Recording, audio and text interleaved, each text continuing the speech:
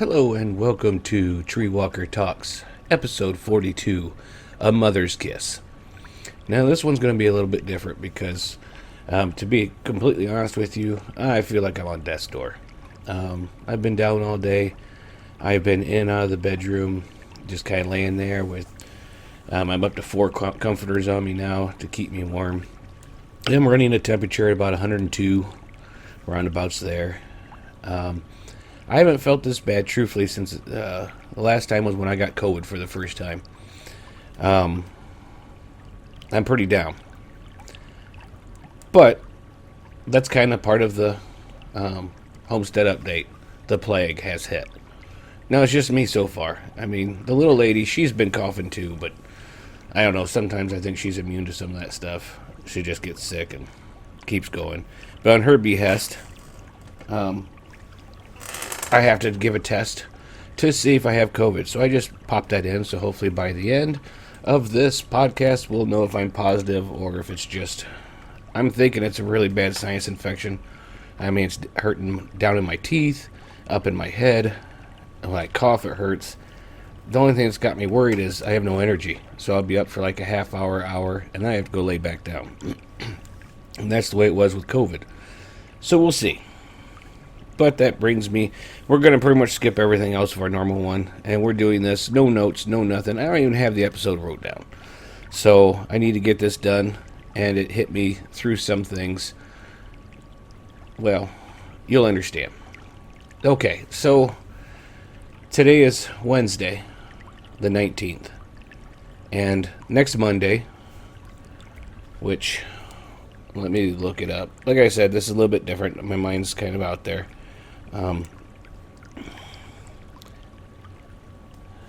July 24th, it will be 7 years since my mother passed away.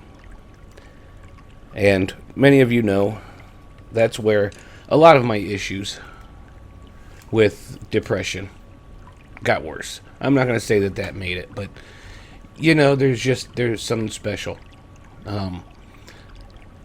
She was everything. I don't want to say that as in like my dad isn't. My dad is everything too, but for different reasons. My mom just got me. I'm a pretty weird person. I mean, if you've ever got to talk to me or something, oh my gosh, I'm dripping sweat. I go back and forth between feeling frozen and needing all those comforters and then sweating. She just got me. She knew how to handle my moods. She could just understand what I was saying when it seemed like nobody else could. I'm half ready to cough, so I'm going to hit pause. And she was just awesome. And like I said, my dad is very awesome.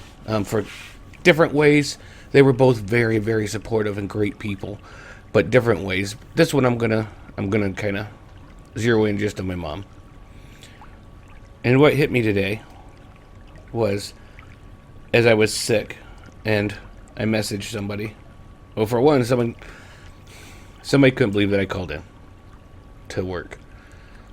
When they opened the door, they didn't even know I was home.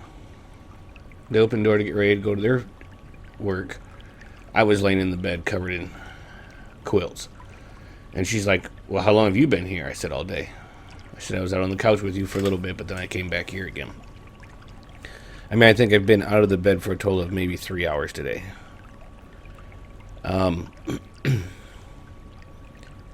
And then she went to her part-time job. I think we've discussed this before, so we won't get into that part. And then I messaged her and said that, you know, I felt bad. I felt about as bad as I did when I had COVID. And she warned me that I better not get them sick. And that made me start thinking. And that's what brought this up. And at the time, I really didn't realize it was this close to the anniversary when my mother passed away.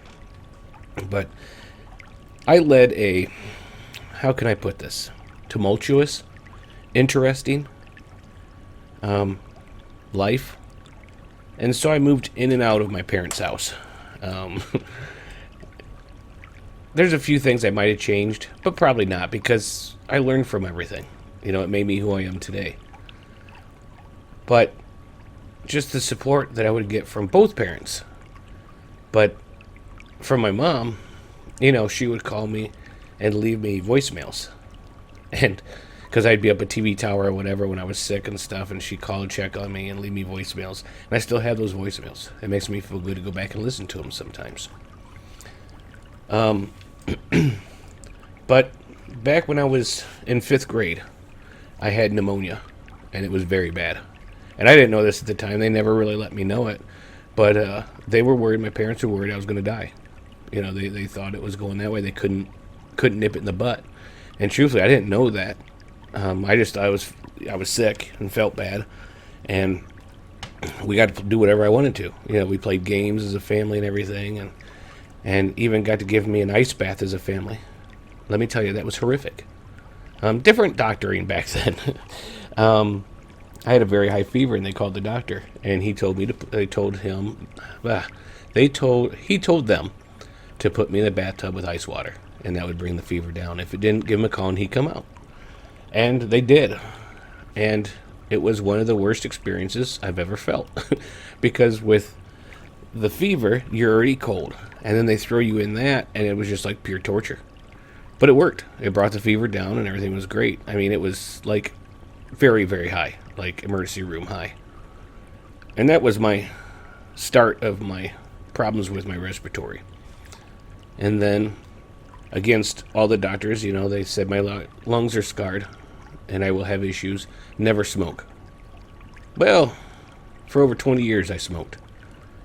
I'm not in the mental state to go look that up right now and tell you how long it was actually. It might have even been closer. It was probably 20. I'm kind of going off on tangents here, but it's hard for me to focus. When I got COVID the first time, I was worried, because of my past with my respiratory problems and ongoing. I mean, I get a lot of bronchitis and stuff like that. I was worried that it would take me out. And it didn't try its hardest. It did take me down the first time for a week or so. 2 weeks, I think. And it was funny because the first day I got tested and positive, I'm like, okay, I got to get out of the house so I don't get anybody else sick. So I carried a computer desk, a computer, chair, all sorts of stuff out to the camper. And I hooked up a sewer line to the camper so that I'm like, okay, now I don't even have to leave the camper, really. I didn't hook up a water line, I don't think. I think I might have hooked up the water line. And then I called and had Meijer, the grocery store here, they did deliveries, so I ordered a bunch of food and put it in the fridge. It was a very good thing that I did that because the second day, I was wiped. I had nothing. So, but back to the topic. Back when I was in 5th grade and I had all that, I don't know when my mom slept, to tell you the truth, or if she did. Because she would come into my room 3-4 times a night, give me my antibiotics. Have you ever had that pink fluid? Yeah, yummy. And can I tell you, cold chocolate pie is great, but not when you throw it back up. That's just a little tidbit for you there. But she'd always give me a kiss on the forehead. For one, to kind of check to see how hot my forehead was. But two, she wanted to give me a kiss because, she never knew. She didn't know if I'd pass away in the night, and that'd be the last kiss she could give me. And boy, do I miss those little kisses. The rest of my life, she spent a lot of time checking on me like that. Maybe not always because I was sick, but maybe because I did stupid choices. I did dumb things. And she'd come bail me out or hold my hand.